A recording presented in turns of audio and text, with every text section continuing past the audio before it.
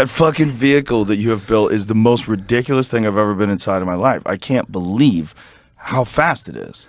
Well, we only did a speed limit today, right? Yes, So, but we got there very quickly. We got there very quickly. Yes, 1,817 horsepower and 3,000 pounds. So you got some power to weight ratio to work with there. That's like 700 more horsepower than a Tesla Plaid. Yeah, it's like taking a McLaren 765 LT and adding 1,000 horsepower to it. Something nobody needs, but we've sold 36 of those. The Venom F5. What happened to you in your life that you needed to make these preposterous cars? Well, you know. Like what is going on? Like what? Yeah, there it is. That's the Venom F5. How did you get to be this guy? Like how did this start out where you're making these 1,800 horsepower it's cars? Probably kind of like, the pool hall deal when we were younger. Like I didn't have a good relationship with my old man. He was a car guy, but we didn't get along. And I don't know, maybe 60 years later, I'm 60 now. I've got, I still feel like I got a little chip on my shoulder, something to prove. Maybe a little bit less now, but for sure. Isn't it interesting that you would never want that for your son?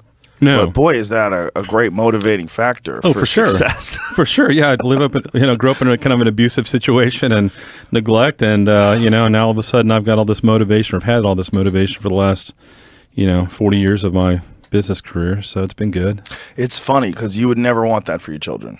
No, I mean, it's amazing how well it's worked out for people like you or for me. Yeah. I mean, I don't think everybody out there that has some level of success has not necessarily been abused and motivated by negativity, but I can definitely see with our 5 kids, with the nurture mainly from my wife, Hope, they're going to turn out just fine and they'll be plenty successful. But that's just, I don't know your story, but that's my road. How I got here. It can lead you to be very ambitious and very successful, but it can also just fuck your life up. Oh, sure. And you can be very ambitious and very successsul and also be like happy.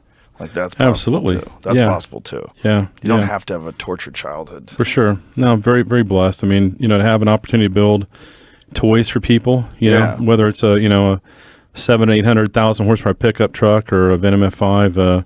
We were talking earlier. It's about first world problems, right? Yeah. Something nobody really needs. Nobody needs to go to a comedy show or MMA, but they do it for entertainment. I tell people all the time, we're more. Are those stars up there? Yeah, they fly. Wow. Am I in a Rolls Royce? There's a shooting star. After the Ric Flair gummy bear, they're going to really start flying. Yeah. Yeah, so now feel very blessed, and we're definitely, people come to us because they want to entertain themselves with their vehicles. That's a great way of looking at it, too, because that's really what those kind of cars are. Like, when I try to describe my love of old muscle cars for people, because, they kind of are not super reliable. Yeah. They're not so great at handling. Sure. And, so I get them done into resto mods. Yeah. But still, but when I drive them, the experience is entertaining. It's like a ride. Like, I'm not just in a Corolla. I'm not just in some quiet Subaru. I'm in a ride. But does it take, like when you drive your Land Cruiser, you drive, one of your older cars, does it take you back to that time, either when you had that car, you aspired to have that car, you knew the guy or the girl that had that car kind of growing up, and you wanted it back then, but you didn't know how you're going to get it? Oh, yeah, for sure. With my Chevelle, definitely. Because my Chevelle, I have a 1970s black with the white stripes, the tuxedo Chevelle. Sure. And when I was a kid...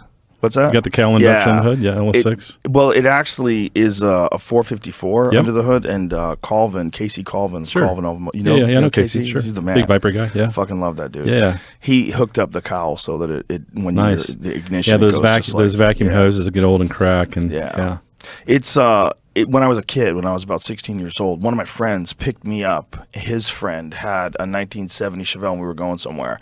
And I just remember getting in the backseat of the car going, how is it possible that this kid owns this car? Yeah. This is crazy. Yeah.